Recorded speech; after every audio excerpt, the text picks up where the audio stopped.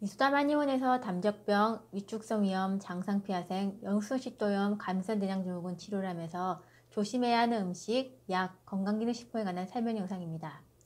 자, 결론부터 말씀을 드리면 치료 중에 술, 커피, 밀가루 음식은 금지입니다. 이들은 다시 담적을 쌓이게 만들거나 위식도 점막을 자극할 수 있는 음식입니다. 상태가 너무 심한 분들은 술, 커피, 밀가루 음식들 중에 하나만 먹어도 바로 체하거나 악화되는 경우가 많았습니다. 상대적으로 증상이 가벼운 분들은 하나는 괜찮은데 2개 이상을 먹으면 악화되는 분들도 있었습니다. 열심히 담적을 치료하고 있는데 다시 담적이 쌓이는 식습관을 유지한다면 치료의 속도가 늦어질 수밖에 없습니다. 담적병에서 빨리 탈출하고 싶으면 술, 커피, 밀가루 음식을 금지해야 됩니다. 카페인 중독이 있는 분이라면 커피를 끊는 과정에서 두통이 발생할 수 있습니다. 이런 분들은 커피를 끊고 며칠 더 지나면 점차 두통이 없어집니다. 그 밖의 음식들은 소화가 잘 되는 음식은 허용, 소화가 안 되는 음식은 금지입니다. 어떤 음식은 허용이 되고 어떤 음식은 금지되느냐에 따른 기준은 소화력 상태에 따라 달라집니다. 위나 장 주변에 담적이 쌓이게 되면 소화력이 약해지게 됩니다. 자, 이것을 점수로 표현해 보겠습니다. 원래 위장이 100점으로 타고난 사람이 있습니다. 담적이 조금 쌓이면 10점 정도의 위장 기능이 약해지면서 위장은 90점이 됩니다. 이때에는 평소보다 조금 소화가 안 되네 라고 느낄 수 있습니다. 담적이 더 많이 쌓여서 30점 정도 위장 기능이 약해지면 위장은 70점이 됩니다. 이러면 훨씬 더 소화가 안 되고 자주 체하고 더부룩함을 느끼게 됩니다. 예전보다 식사량도 줄고 조금만 먹어도 더부룩하고 트림이 잦아지게 됩니다. 담적이 더 많이 쌓여서 50점 정도 위장 기능이 약해지면 위장은 50점이 됩니다. 이때에는 훨씬 더 소화가 안 됩니다. 죽을 먹어도 소화가 안 된다고 호소하십니다. 담적이 너무 심한 분들은 죽도 먹기 힘들다는 분들도 있는 반면 건장한 체형의 가식으로 인해서 담적이 생긴 분들은 고기를 먹어도 괜찮다는 분들도 계십니다. 그래서 내 소화력에 따라서 조심해야 되는 음식이 달라집니다. 미음이 제일 소화하기가 쉽고 그 다음은 죽, 그 다음은 흰쌀밥, 그 다음이 현미밥입니다. 현미밥과 잡곡밥은 소화가 안 된다는 분들이 많습니다. 기름기가 많은 음식일수록 소화가 잘 안 되는 경향을 보입니다. 식사에서 단백질이 너무 부족하면 힘이 없어집니다. 그래서 단백질을 섭취해야 하는데 소화력이 너무 약하면 흰살 생선 위주, 소화력이 좋으면 삼겹살, 소고기까지 먹을 수 있습니다. 흰살 생선이 가장 소화가 잘 됩니다. 고등어 같은 지방질이 있는 생선이 그 다음이 닭가슴살이나 수육 같은 기름기가 없는 육고기, 그 다음이 기름진 고기입니다. 체질에 따라서 오리고기, 돼지고기가 더 맞고 소고기가 더 맞고의 차이가 있을 수는 있습니다. 이건 개인 편차가 너무 심해서 딱 정해드리지는 못합니다. 먹고 불편했던 것은 피하는 것이 좋습니다. 팥, 떡, 고구마, 감자 같은 음식은 잘 체하고 속쓰림을 유발하기도 합니다. 근데 모두가 그런 것은 아닙니다.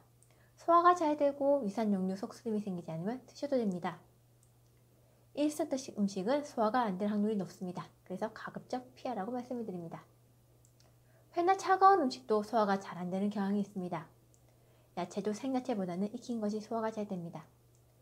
상관없이 소화가 잘 되는 분들은 이것을 먹어도 상관없습니다만 배가 냉한 분들은 차가운 성질의 회나 생야채보다는 조리를 한 음식과 익힌 야채를 추천합니다. 우유가 속쓰림을 줄여주는 분도 있고 더 쓰리게 만드는 분도 있습니다.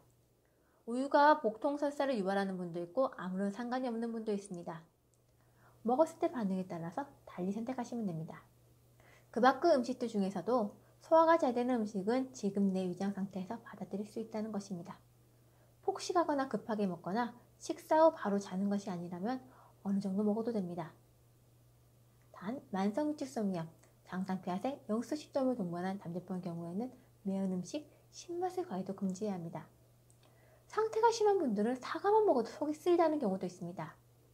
자극적인 음식은 위산의 가다 분비를 촉진하여 위염, 식도염을 더욱 악화시킵니다. 속쓰림이 심한 분들은 특히 커피를 평생 금지해야 합니다. 보통은 치료하는 동안은 금지, 치료가 다 되면 어느 정도는 다시 먹을 수 있도록 허용을 해드립니다. 하지만 위축성 위염과 장상폐하생은 암 발생 가능성 때문에 평생 커피를 금지해야 합니다. 그리고 아스피린도 위장점막을 손상시킬 수 있기 때문에 조심해야 합니다. 예방 목적으로 복용하는 분들은 중단하는 것을 추천하고 뇌경색, 심장혈관이 막힌 병력이 있는 분들은 담당 의사 선생님과 상담 후 결정하시면 됩니다. 비타민 D도 위장점막을 자극할 수 있습니다. 위장점막이 얇아져 있으면 안 먹는 것이 좋습니다. 아침 공복이나 저녁에 자기 전에 먹는 약인 위산분비 억제제를 장기간 복용하고 있다면 한의원에서 치료를 시작했다고 해서 단번에 양약의 복용을 중단해서는 안 됩니다. 약을 끊고 갑자기 속쓰림이 심해지는 경우가 있기 때문입니다. 치료를 하면서 점막이 회복되면서 위산분비 억제제의 복용을 서서히 줄여나가면 됩니다. 그 밖에도 소염 진통제, 감기약, 해열제, 관절염약, 항생제, 무좀약, 피부약은 위장점막을 자극할 수 있기 때문에 가급적 피해야 합니다. 만약 이런 약을 꼭 복용해야 하는 일이 있다면 처방전을 찍어서 카카오톡으로 보내고 문의하시기 바랍니다. 이 밖에 혈압약, 고지혈증약, 당뇨약은 원래대로 복용하면서 시간간격을 두고 담정약을 복용하시면 됩니다. 홍삼, 해모임, 노니주스 등 상당수의 건강기능식품은 한약재를 원료로 해서 만든 것이 많습니다. 여러 가지가 섞이면 어떤 반응이 나타났을 때 판단하기가 어렵습니다. 치료 초기에는 담정약과 섞어서 복용하지 않는 것이 좋습니다. 양배추, 카베지, 마, 느릅나무를 먹어본 적이 있다면 복용 후 어땠는지, 더부룩했는지, 속이 쓰렸는지, 편안했는지, 좋았는지 말씀해 주시면 치료의 방향을 결정하는 데 도움이 됩니다.